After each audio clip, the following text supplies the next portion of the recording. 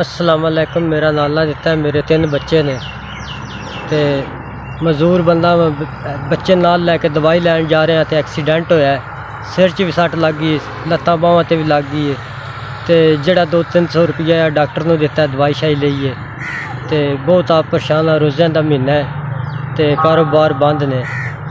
Sir जी मैं आप पट्ठे का करजाई हाँ तो उन्होंने आख्या खर्चा पानी दो आदि ने पहले अगले मुकाओ तो फिर दें दे।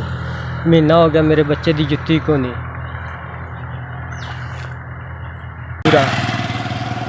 मैं इतना कोई मजबूर हाँ, मेरे घर आटा भी नहीं, निके निके बच्चे ने मेरे। थोड़ा भला वे थोड़ा कले 5000 रुपया मेरे तोड़ी पहुँच गया। अल्लाह की ज़ात तुहानू खुश रखे तो रब की ज़ात बाद रखे जे। तो मस्कीन बंदा दुआवां देना अल्लाह की ज़ात चोखा दे जे। माड़ा बंदा इंज ही बसदा डेरा रवे जे, मस्कीना ते कर्म करदे हो अल्लाह की ज़ात तुहानू चोखा दे। थोड़ा भला वे जी मैं तो आटा लैन जांदा है पे कोल भी शै को नहीं। पट्ठे का मजदूर हाँ, खर्चा मंगने खर्चा आते ने अगला मुकाओ तो फिर दें दे। कोई कारोबार बंद ने।